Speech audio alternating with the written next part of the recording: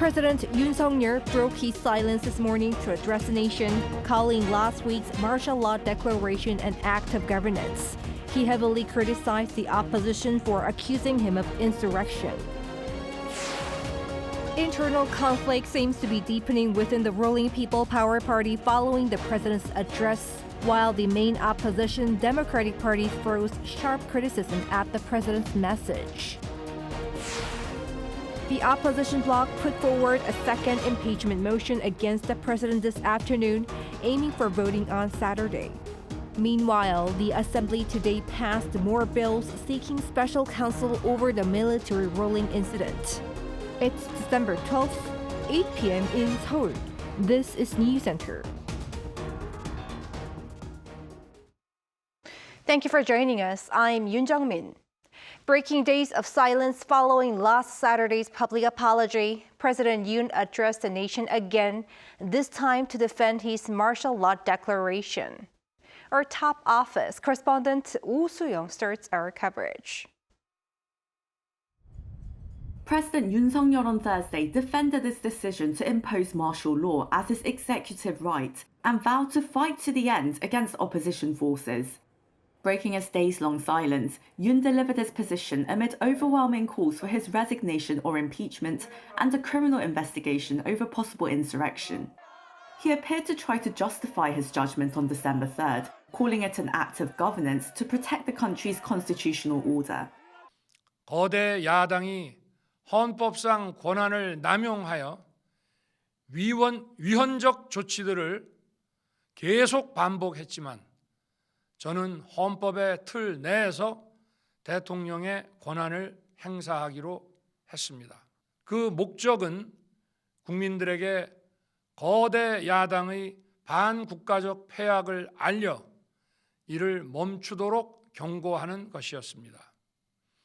그럼으로써 자유민주주의 헌정 질서의 붕괴를 막고 국가 기능을 정상화하고자 하였습니다. Such rhetoric comes as investigators close in on the president on charges of insurrection, and 2 days before the National Assembly votes on his impeachment. The leader said his decree came as a result of the opposition, which holds a parliamentary majority, trying to impeach him and his officials without any grounds, thereby undermining key policy efforts and paralyzing the functions of government. 그 길밖에 없다고 판단해서 내린 대통령의 헌법적 결단이자 통치 행위가 어떻게 내란이 될 수 있습니까? 대통령의 비상계엄 선포권 행사는 사명권 행사, 외교권 행사와 같은 사법심사의 대상이 되지 않는 통치 행위입니다. Yoon also slammed the National Election Commission for refusing to cooperate in an investigation of its system upon suspicion of hacking by North Korea before the April general election this year, which saw an opposition majority take hold. He warned that if opposition forces come to power, the country's law and order would collapse, future economic growth engines would wither, and the South Korea-US alliance, as well as their trilateral cooperation with Japan, would once again collapse. North Korea, he said, would further develop its nuclear weapons and missiles, posing a more serious threat to people's lives. Regarding his order to military troops to occupy the National Assembly, Yoon said he sent a small group of troops without lethal weapons to, quote, symbolically reveal the destructive behaviour of the opposition. He had no intention of shutting down Parliament, he said, arguing that if he had, then power and water supplies would have been cut off, and broadcast transmissions would have been restricted. Apologising for the anxiety caused, Yoon vowed to continue to fight the forces that threaten the future of South Korea and disrupt the constitution, indicating he would challenge efforts to charge and impeach him for imposing martial law. Lawmakers from the ruling People Power Party have already indicated that the president is not willing to step down and would rather face a court battle. Sources say his office has been moving to recruit a team of legal experts. If Parliament impeaches him, Yoon and his team will have to counter both the insurrection charge and the impeachment proceedings simultaneously. The key questions will be whether there was an intent to undermine the constitutional order and also whether the actions amount to an insurrection. Oh Soo-young, Arirang News. Now, the response from political parties has been prompt. The ruling People Power Party chairman called for the president to be suspended from his duties as soon as possible, with more lawmakers likely joining the move. However, the PPP today voted for a new floor leader who is from the pro-Yoon faction. The main opposition Democratic Party, meanwhile, strongly criticized the president's message. Our political correspondent Kim Do-yeon reports. Quick to respond to President Yoon Suk-yeol's address on Thursday was the chair of the ruling People Power Party, Han Kang, criticizing him for his stance on the martial law turmoil. In fact, Han called on the party's ethics committee on Thursday night to discuss Yoon's expulsion from the party. The address this morning will not be tolerated by the public. And from the perspective of democracy, we cannot accept the president's statement. Therefore, as the party leader, I assert that our party must take the initiative in promptly and lawfully suspending the president's duties. And other PPP members agreed. Before the address, there were 5 PPP members who said they would vote in favor of impeachment. But after the address, 2 more joined, Jin Jong-ho and Han Ji-ah. Depending on the situation with Cho Guk, a lawmaker of the Rebuilding Korea Party who lost his seat after becoming a convicted felon, up to 9 votes from PPP may be needed to meet the 200 for impeachment votes on Saturday. On the other hand, when Han Dong-hoon was making comments against Yoon at a PPP MP meeting to vote for a new floor leader, pro-Yoon leaders shouted angrily at Han, a clear sign that some are still with President Yoon. In the meantime, the PPP elected a new floor leader, Kwon Sung-dong, a known pro-Yoon faction senior lawmaker who has held the post before, comes in at a crucial time with a possible presidential election to manage.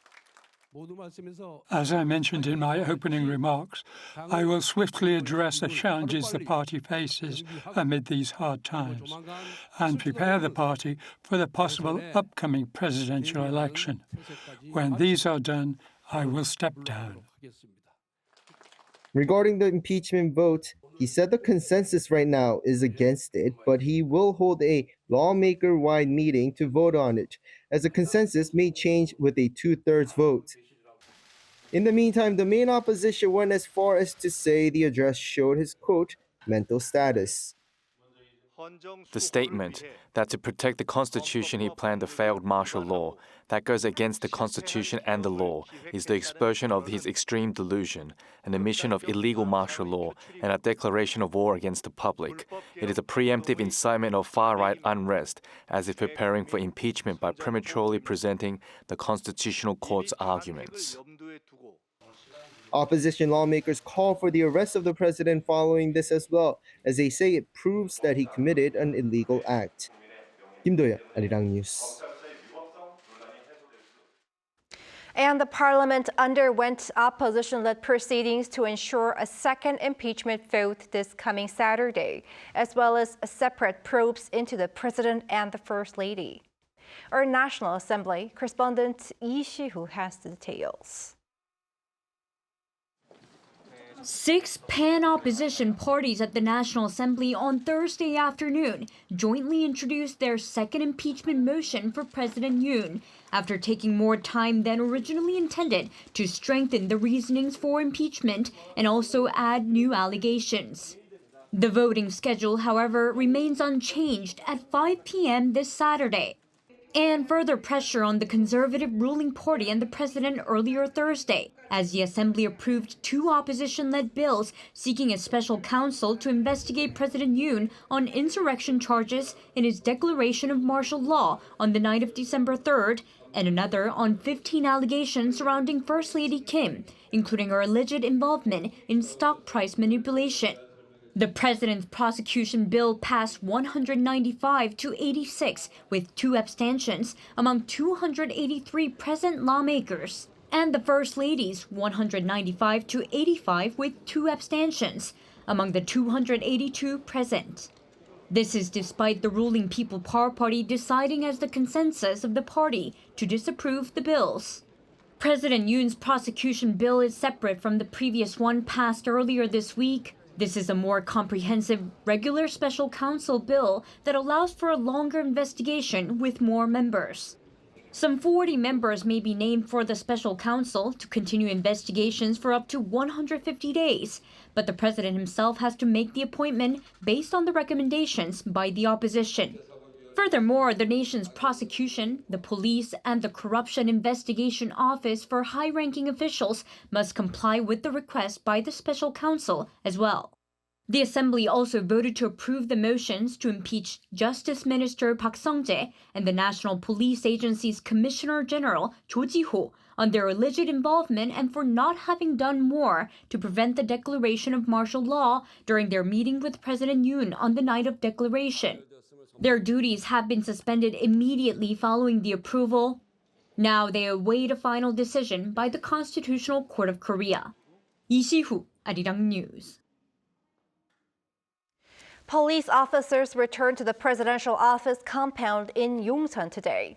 They reportedly seized a secret phone used by the former defense minister, a key piece of evidence in uncovering what's behind the martial law incident. Our Choi Min-jung gives us an update on the complicated probes. Police returned to the presidential office compound on Thursday to look for and collect additional material related to the December 3rd martial law crisis. Thursday's search comes a day after the police officers' not-so-successful attempt at obtaining evidence from the compound. This time, police secured a secret phone used by former Defense Minister Kim Yong-hyun after 4 hours of searching the Defense Ministry located in the presidential compound. The phone is reportedly a mobile device equipped with anti-eavesdropping and anti-voice recording programs. Kim is believed to have used the phone to communicate with key figures when martial law was imposed. This was the first joint probe conducted since the formation of the Joint Investigation Headquarters among the police, the Corruption Investigation Office for high-ranking officials, and the Ministry of National Defense. Formed in a bid to streamline overlapping probes, the country's top investigative agencies also held their first meeting on Thursday. In a related development, police received relevant material from the Joint Chiefs of Staff on Thursday afternoon. The military stated that it is actively cooperating with the investigation. Separately, a special police team requested arrest warrants for National Police Agency Commissioner General Cho Ji-ho and Seoul Metropolitan Police Agency Chief Kim Bong-sik. They are facing charges of treason and are both accused of restricting lawmakers from accessing the National Assembly on December 3rd. The police team confirmed that the two met with President Yoon Suk-yeol and former Minister Kim hours before the martial law declaration to discuss related matters. Cho reportedly told investigators he received direct orders from President Yoon, including instructions to detain lawmakers, but claimed he refused to carry them out. Choi Min-jung, Arirang News.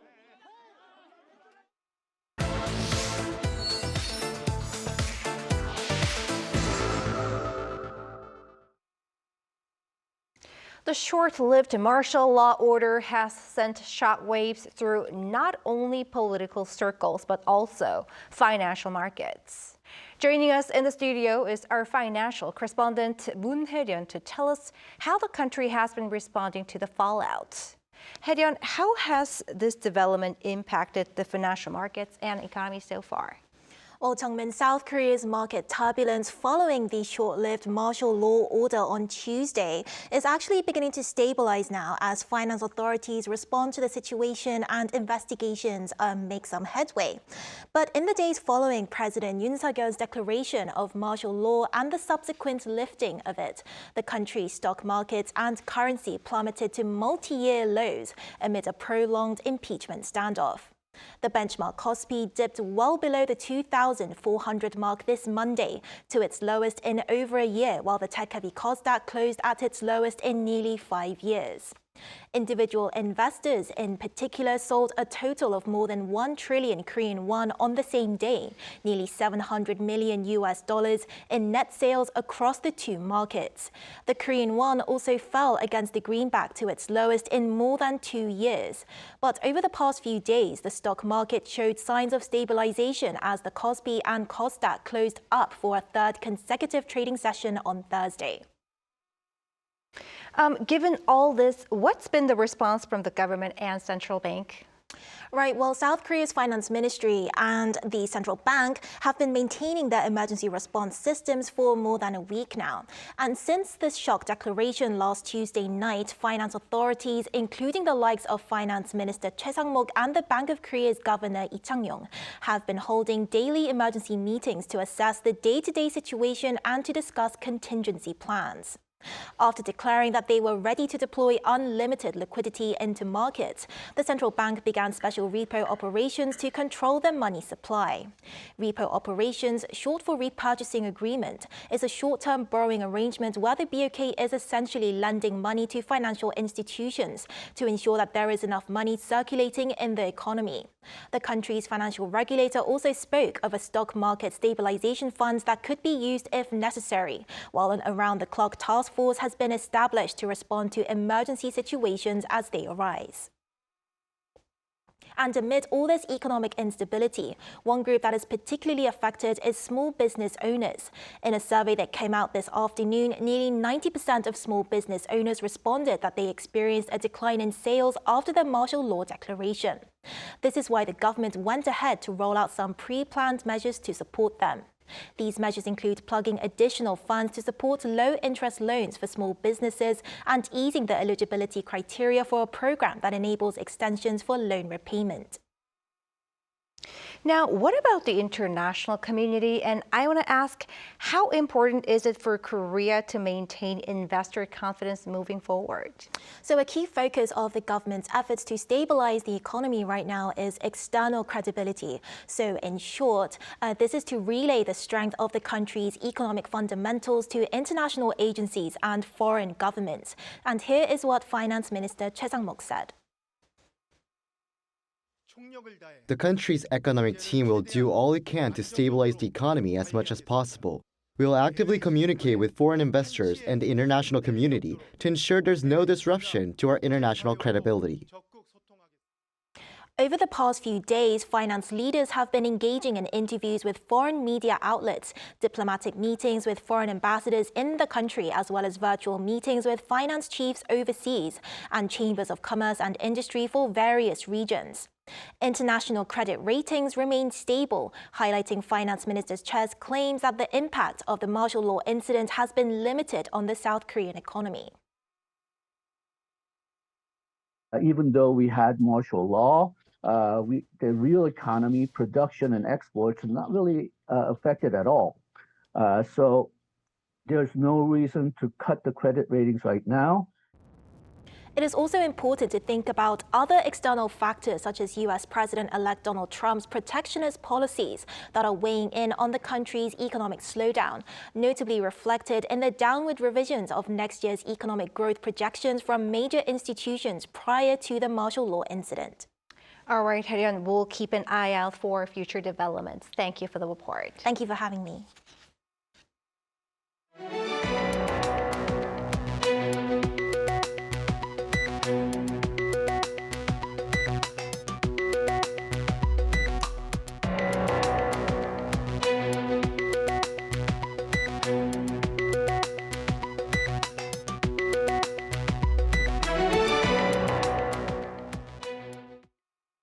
On Wall Street, the tech-heavy Nasdaq closed above the 20,000 mark for the first time in its latest session, as investors bet big on another rate cut by the Federal Reserve. Lee Seung-jae has the closing numbers. The tech-heavy Nasdaq saw a milestone closing on Wednesday when it rose 1.8% on the day to close at 20,034.89. This marks the first time that the index surpassed the 20,000 mark. The latest milestone was the result of a major rally led by so-called big tech firms over the past few years. The Nasdaq has risen around 90% since the index saw a sharp drop in 2022, driven by growing expectations over AI. Of the 5 major U.S. tech companies, chipmaker NVIDIA saw the biggest growth during that time, rising more than 1,100% since October 2022. The index also continued the upward momentum that followed U.S. President-elect Donald Trump's win in November. It surpassed the 19,000 mark for the first time in early November, and it took just over a month to reach Wednesday's milestone. Economists also say positive trading on the Nasdaq on Wednesday was due to the latest consumer price index data. The CPI rose 2.7% on year in November, in line with market expectations. This assured investors that the U.S. Fed is set to cut interest rates once more before the year's end. Weren't really any surprises in today's CPI number. I think the big pivot in expectations was, several weeks ago when it looked like the path for rate cuts wasn't going to be as aggressive as the market had originally priced in. So I think that's still the big open item. This year alone, the Nasdaq rose more than other indexes. The tech-heavy index rose 33% in 2024 compared to the S&P 500's 27% growth, and the Dow Jones Industrial Average's 17% increase. Lee Seung-jae, Arirang News. Over in Morocco, this year's Africa Investment Forum proved to be an opportunity for Korea to reassess and reaffirm its investment opportunities in the continent. Shin Ha-young reports from its capital city. Africa's infrastructure demand offers an annual investment opportunity of at least $170 billion, covering energy, transport, and digital infrastructure, according to the president of the African Development Bank speaking at the Africa Investment Forum. South Korea is among the top 6 non-African countries supporting the development of sustainable and resilient infrastructure in Africa through African Development Bank Group-funded sovereign projects. One expert says infrastructure, including transport and ICT, makes up a significant part of South Korea's ODA projects in Africa. At the Korea-Africa Summit, South Korea pledged to increase its ODA to Africa to $10 billion by 2030. Korea's ODA strategy focuses on large-scale projects aligning with Africa's need for infrastructure development to achieve its industrialization and economic integration. AFDB Vice President for Private Sector Infrastructure and Industrialization, Solomon Coiner, highlighted the infrastructure sector as a key area where Africa could benefit from investment and trade with Korea due to Korea's focus on innovation and unique solutions. One of the big things we want to do in Africa is to industrialize Africa. The chaebols of Korea, really, present to us what is possible, at least what is possible in a generation or two. And so the learning from that and the partnerships, joint venture partnerships, between African companies and Korean companies in that whole industrialization space. With concerns still lingering among South Korean companies looking to expand their businesses on the continent, the AFDB has been engaging with them to better understand the specific issues in each market.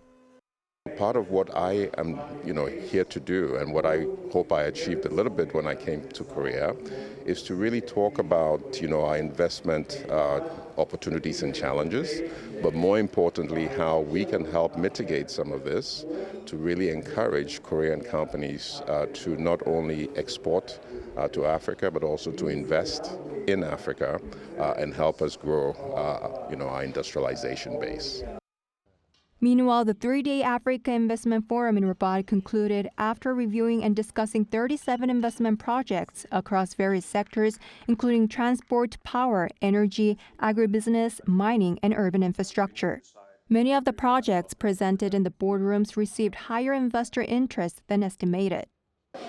Securing $29.2 billion in investment interest, this year's Africa Investment Forum is expected to serve as another significant milestone for Africa and its partners moving forward. Shin Ha-young, Arirang News, Rabat. Korean Air has completed its acquisition of Asiana Airlines following about 4 years of negotiations. The company announced on Thursday that Asiana had officially become a Korean Air subsidiary after it finished paying for the shares on Wednesday. As a result, Air Busan and Air Seoul, which were subsidiaries of Asiana, are also now part of Korean Air. The carrier plans to complete the integration process by 2026 and stated there will be no forced cutbacks. Details on combining customer frequent flyer programs will be announced in mid-June next year.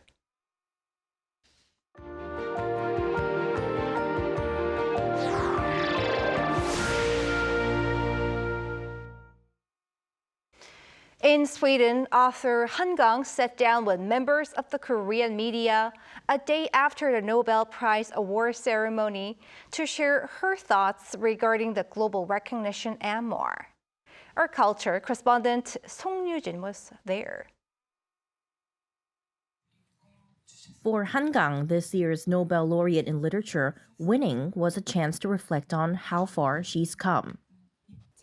Writing my Nobel lecture really made me reflect on my past. It helped me figure out my coordinates, where I am now, and how far I've come. It gave me a clear understanding of my journey and a better sense of the path ahead. Han's life story was given another chapter throughout this year's Nobel Week. When asked about her most memorable moment, it wasn't the grand award ceremony or banquet.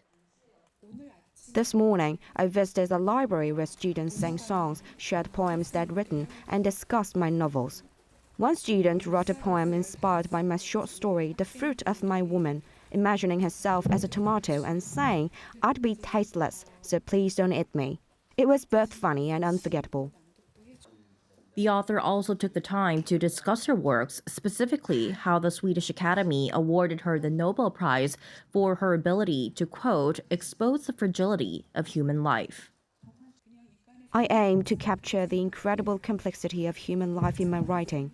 My characters often face inner conflicts, vulnerabilities, and contradictions. I believe these elements reflect reality and are a more natural representation of humans. But her works couldn't have touched the hearts of readers worldwide without good translation. Han expressed heartfelt gratitude to the translators, the hidden heroes who brought her books to life in 28 languages. Some translators I've met, but many I haven't. Yet, through our shared work, we are connected. I am deeply grateful to them. I also hope that the works of more Korean authors will be translated, not for awares, but to reach more readers. And for those eagerly waiting for her next novel, Han reassured them that while it may take time, it will come. I'd been working on a Snow Them trilogy, but the final instrument turned into something entirely different, which became We Do Not Part.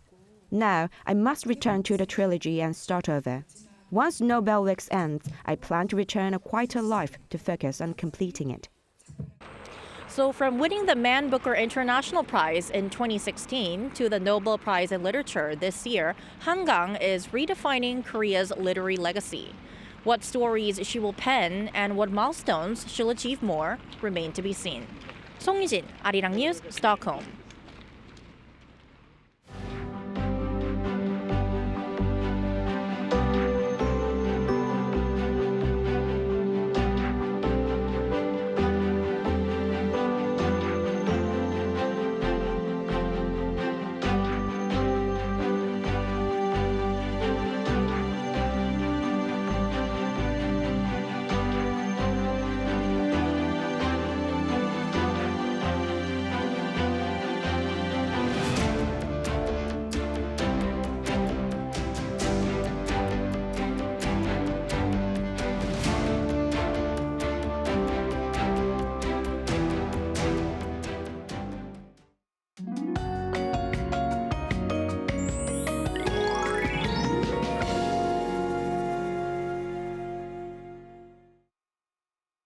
Winter is getting colder. Seoul only rose up to 5 degrees Celsius during the daytime today, which is about 3 degrees lower than yesterday. And feels like temperature is about 2 degrees lower than the actual readings. With the cold winds, the weather is expected to get colder. In particular, more snow is forecast around the west coast tomorrow. The snow is expected to expand to the Seoul metropolitan area. With snow falling, the coldest weather this winter will come around as the temperatures drop further this weekend. Seoul will see -4 degrees on Saturday morning. Tomorrow, Seoul and Daejeon will start off at -2 degrees, Gyeongju -1 degree. Highs will be topping out at 7 in Gwangju, Daegu and Gyeongju 8 degrees. These freezing conditions will continue for a while until the middle of next week. That's all for Korea. Here are the weather conditions around the world.